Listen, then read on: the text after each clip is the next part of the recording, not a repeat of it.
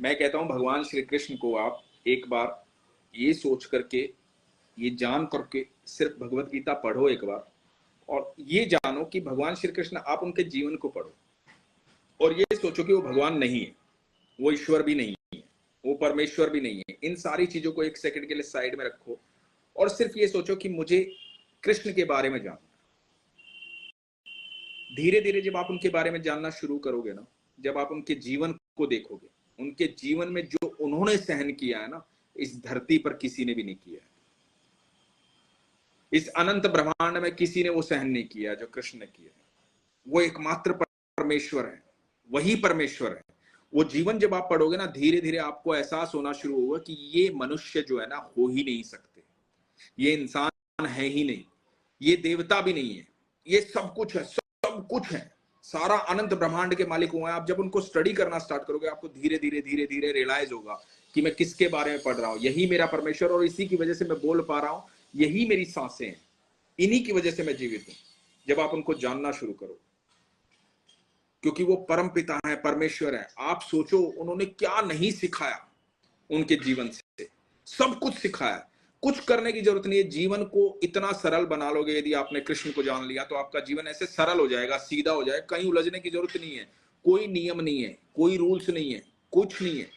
सारे रूल्स को ब्रेक करने मेरा ठाकुर आया था यहाँ पे। बहुत सालों से हम रूल्स को झेल रहे थे, बहुत सालों से फंसे हुए थे चीजों में। ये करने से ये होता है, वो करने से वो होता है, वो करने से वो होता है। ठाकुर जी ने सिर्फ एक बात कही, कर्मण्येवाधिकारस्ते मां फलेषु कदाचन, है कर्म कर और फल की चिंता मत कर, क्योंकि अपने कर्म को मुझे समर्पित कर दे और निश्चिंत हो जाए, क्योंकि वो कर्म फिर मैं करूंगा। जब तू अपने आप को, ठाकुर जी ने सिर्फ ये बोला, जब तू समर्पण दे देगा, ये सफर है। और समर्पण क्या चीज होती है मैं आपको बताता हूं। जब आपका बेटा, आपकी बेटी घर से बाहर जाते हैं, मान लो कि आपने उनको यहां से, हिंदुस्तान से अमेरिका भेज दिया, और आपने बोला कि बेटा जाओ, ये सफर है, अमेरिका जाओ, तो आप उनको एक सर्टन अमाउंट दोगे, 100 रुपए, 200 रुपए, 500 रुपए, जितना भी एक अमाउंट दोगे कि ये तेरे सफर में काम आएगा। वो पावर्स हैं आपकी, वो पैसा जो है वो पावर्स हैं आपकी। आप इस सफर में आ गए, इस धरती पे हम सब आ गए, इस सफर में आ गए।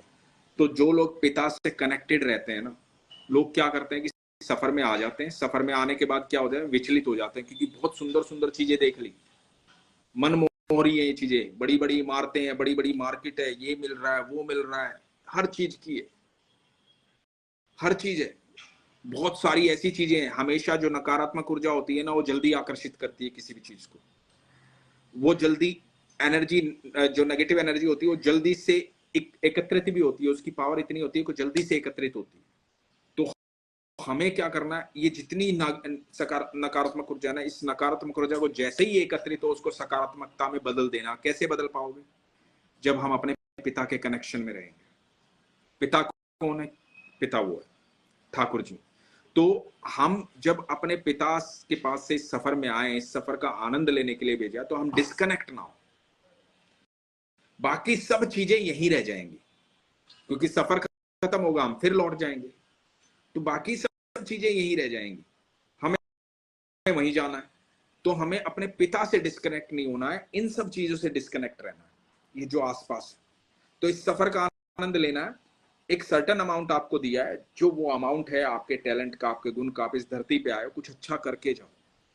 वो जो पैसा आपको दिया है ना भगवान ने, जो आपका टैलेंट दिया है, जो आपको बुद्धि दी है, जो आपको क्षमताएं दी है, उस क्षमता का, उस बुद्धि का प्रयोग यहाँ करके जाओ, ताकि आप जैसे बहुत सारे यात्री इस धरती पे आएंगे आपके जाने के बाद। आपकी संतान है, आपके जाने के बाद रहेगी, उसकी संतान है, इसके जाने के बाद रहेगी। तो उनके लिए ऐसी व्यवस्थाएं करके जाओ कि उनको यहाँ पर इस सफर में दिक्कत ना हो, कहीं भी दिक्कत ना हो। व्यवस्थाएं क्या है, आप प्रकृति को बहुत सुंदर बना सकते हैं, साफ सफाई रख सकते हैं, पेड़ पौधे लगा सकते हैं, ऑक्सीजन की मात्रा बढ़ा सकते हैं, नेचर का साथ दे सकते हैं। लेकिन हम क्या कर रहे हैं, हम नेचर को उखाड़ने में लगे हुए, हम उससे छेड़खानी करने में लगे हुए, हम उलझ रहे हैं। बहुत सारा प्यार बांट सकते हैं। इस सृष्टि का एक नियम है, आप जो कुछ भी दोगे ना, वो कई गुना होके आपके पास वापस आएगा। तो आप ये सोचो कि आपको देना क्या है, जो भी आप दोगे ना, वो कई गुना होके वापस आएगा। तो आज के बाद सिर्फ ये बात याद रखना कि जो कुछ भी आप दे रहे हो ना, वो कई गुना होके वापस आएगा। तो आपको क्या देना है, बात देने की है। तो देना सोच समझ के, जो भी देना।